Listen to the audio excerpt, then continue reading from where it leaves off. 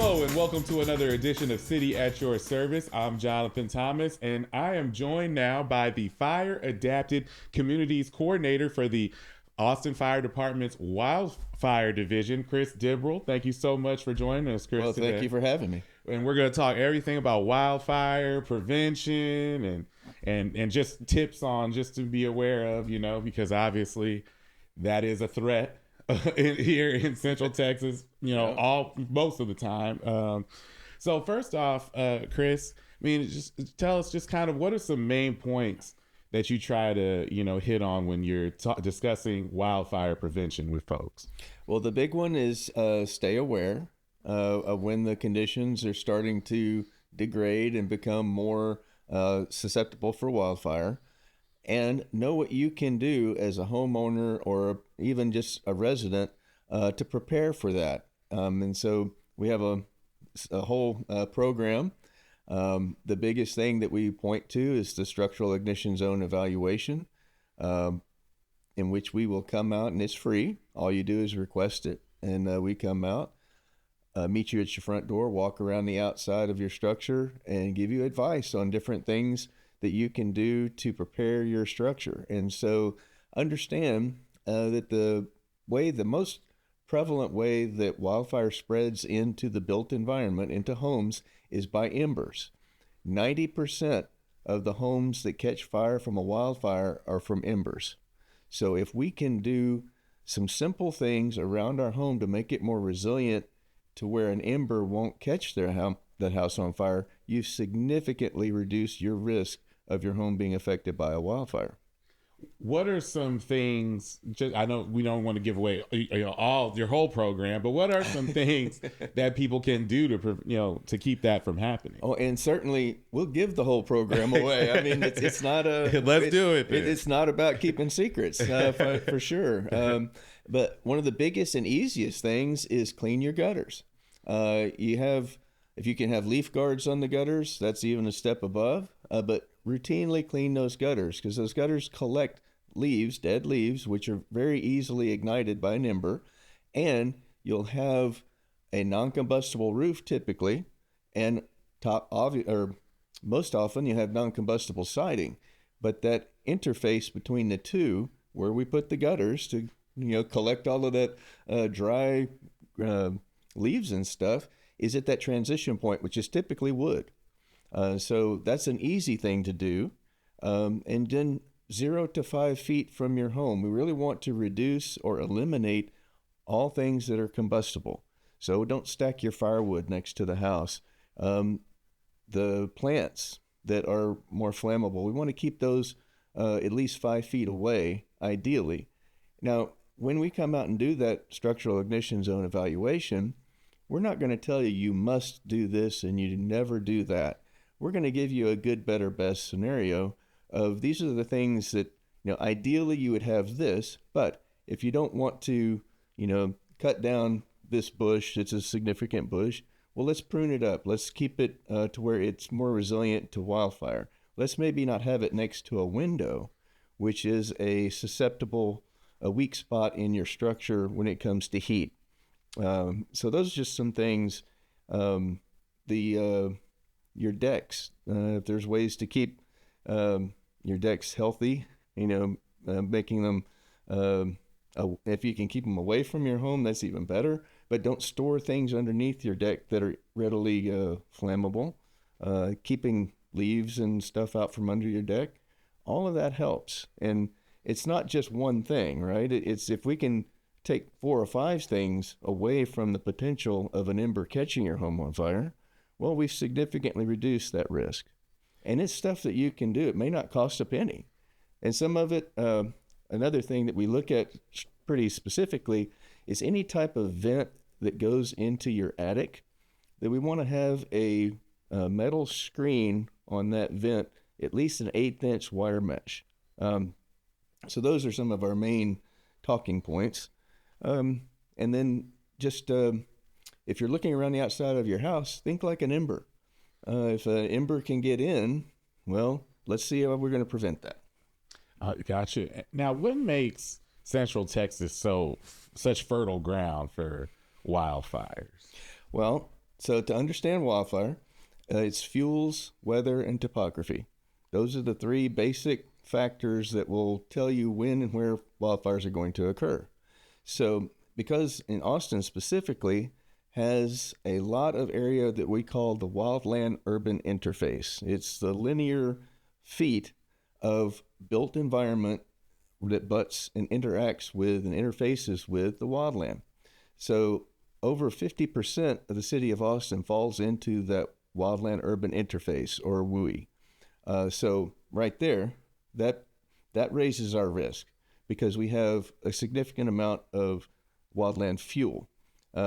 Our type of fuel that we have, the types of plants, we aren't Southern California.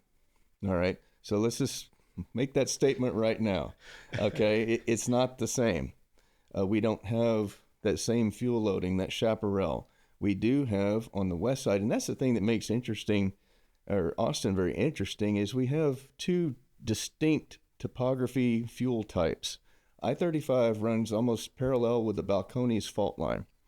So the west side of Austin has hills, significant valleys, more brushy country, the ash juniper tree, the cedar tree, the oaks, and then the brush that comes up under that has a lot of potential fuel that burns. Well, here's the thing to understand too, that in fuel, it's an in-depth discussion. Yeah. But understanding mass to surface area ratio. So if you have a telephone book, you may be too young to remember telephone books, but they did exist. I'm barely there, but I do remember them. I'm barely there. Well, so if you try and light a telephone book, that's kind of hard. Right. If you try and light a crumpled up piece of paper, easy. So that's that mass to surface area ratio.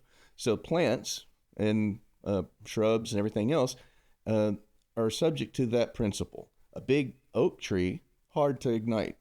Grass, very easy to ignite.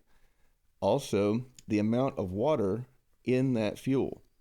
So the ash juniper, the cedar tree, for the most time during the year, it remains at 90% or higher of live fuel moisture. When it starts to get really hot and really dry, that moisture draws out of that plant and it drops in below 90, start getting into 80%, 70%. Now, the ash juniper will burn. Before that, it's very hard to get it to burn. So it's the fuel that we can control at some level. We can remove it from our homes. We can, in distance, right? And then prevent the way that it's arranged, in that if we can limb up trees that readily ignite and the brush underneath them, if we can eliminate that brush and we keep the fire small in the grass, we can, with effective firefighting, we can put it out if we can get to it, right? It's when we build a ladder out of that fuel, when we have the grass, then we have the brush, then we have the trees, that allows for that fire to get really big. Understand that a flame front greater than 8 feet, we can't defeat that with a hand line.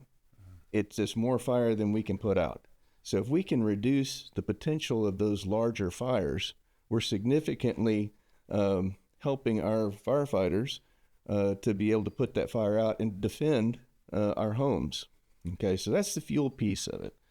The weather that we have here, the other piece of this, the fuels, weather, and topography, right now, I mean, it's extremely humid. Yes. It has been painfully annoyingly so. Yeah, absolutely. And this is the second summer that we've experienced this very humid, mild temperature, high humidity. We don't have much wildfire risk when that happens because the fuels are staying moist, right? So comparative to, say, Southern California, where they have single-digit humidities, they have 80-mile-an-hour winds, that's when you get the Palisades. We don't get that here.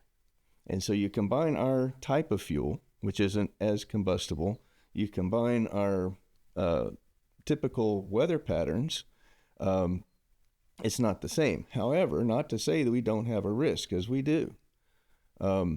Because those juniper trees, they'll dry out. East side of Austin, and we didn't discuss that earlier, is more rolling, flatter ground, lots of grass. We have more starts and fires in the east side of Austin than we do in the west side. The topography is much flatter. It's easier for us to get our trucks into and to navigate. The grass fire typically stays small, or the flame fronts aren't huge. Now, they can have a big grass fire, many acres, but the flame fronts may be 4 or 5 feet.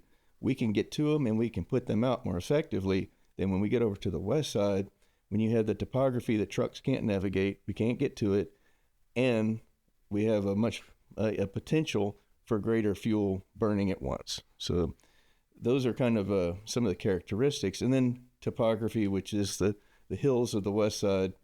Fire will burn uphill. For every 10% of slope, it will double in speed. So when you start getting significant slopes, that fire just burns right up the top of it, because as the fire occurs, it's heating that fuel above it.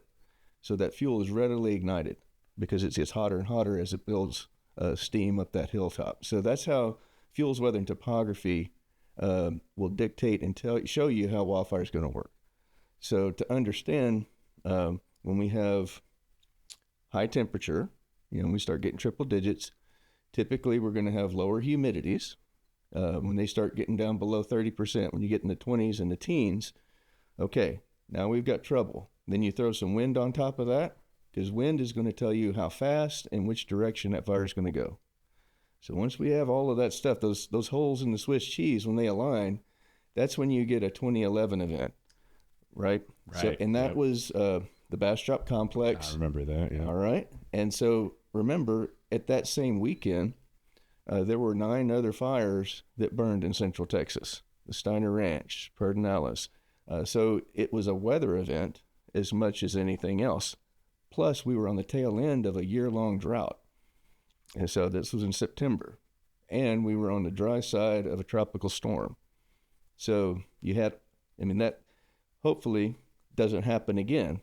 But 2023, we had over 80 days of triple-digit 100 degrees. Right. Yeah. We just didn't have everything line up, right? But it was still a significant fire weather year. But, in this summer and last summer, it's hard to remember 2 summers ago when we were, having airdrops in the tanker base set up in Austin because it was so dry here. You're right. And luckily, we haven't had those conditions for a while, but like you said, it's always right around the corner for sure. So it certainly can be. Yeah. And these are some things to be aware of, in case we do encounter those, and all the stars align. Yes, for potential for that. Lastly, Chris, just you personally, how did you get involved in all this? What drew you to this? What made you so interested in fire? Well, I started with the city as a firefighter 31 and a half years ago. I did 30 years as a firefighter doing structural firefighting, and then the last 6 or 7 years got involved with the wildfire division, doing wildland firefighting. I've done several deployments to California, fought fires out there. Also with the TIFMAS team, which is a mutual aid team in Texas. I've gone to different wildfires in Texas as well and stood up for deployments. Then I retired a year and a half ago. So on a Friday, I retired as a firefighter, and Monday I came back as a civilian. And now, and this is a really a neat chapter in my book, is that I'm now telling people about these things and informing them. And I have 2 great guys that work for me, Marco and Jack, that are part of the Fire Adapted Communities group. One administrates FireWise Communities, which is a national level program. It's a methodology. You don't have to be a FireWise community to be a community that's fire adapted. Okay. But it's a great methodology. We administrate 24 FireWise communities in the city of Austin. We have a handful more that are FireWise curious, that are on the verge of becoming. And it's just a great method, because here's the other thing about the structural ignition zone evaluation. It's great if someone will go around their home and prepare it.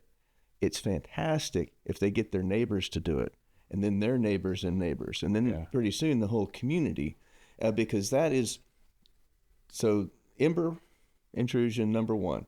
Two is structure to structure ignition. So once we start getting homes, and think about your home as concentrated fuel, that homes will burn way hotter than that cedar tree, and longer, and create more embers. So once we start getting homes on fire, we got real problems. And understand, Austin Fire Department is fantastic at putting out structure fires. But typically a structure fire is one structure fire. And you'll have 4 engines, 2 ladders, rescue unit, and 2 chiefs at a structure fire. Well, all of a sudden, if you've got 10 structures on fire, and that's part of the thing that the Austin Fire Department has embraced, what's called responding to the interface training. It's a national level program put out by the IAFF. And our entire fire department has gone through this training, which takes a different strategies and tactics on this wildland urban interface fire, so that instead of sending all of these trucks on one house, which is what we typically do very successfully for fires that originate inside the structure, when you start having multiple fires on structures from the outside, they're smaller, they're easier to put out, so you don't need 4 engines. Maybe 1 engine can cover 3 or 4 houses. And so that's a significant shift in the way that we typically fight fire. But it takes that kind of forward thinking to be able to be successful in this instance. And so when you look at the national cohesive strategy about how the nation fights wildland fire, it's 3-pronged. You have the fire adapted communities, which is what we're talking about today, is that proactive actions people can take to prepare their homes. The fire resilient landscape, which is moving just one step out. And so let's say that 100 feet away from the home, we start interrupting that ladder fuel by creating a shaded fuel break, clearing out the brush and everything that leads that fire to get up into the canopy and break that up. So that's a fire resilient landscape. And we have a crew of 3 guys in our section, in our division, that focus strictly on advising people that manage land, either within the city or private landowners can request this, and we can come out and give them advice on what they can do to help mitigate that fire potential. And then we have the effective firefighting, which is what we discussed about. We have a specific battalion of 8 stations strategically located in the city that are specially trained and specially outfitted for wildland firefighting.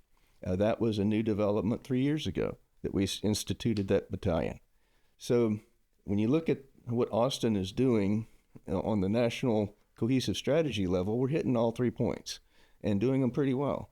And so now the big thing on my end with the fire adapted communities is getting the word out, getting people to understand that we have a risk. We shouldn't be running around with our hair on fire. It's manageable, but it does take some effort and it takes some awareness. And so, request your structural ignition zone evaluation by going on to, you can call 311 and request it.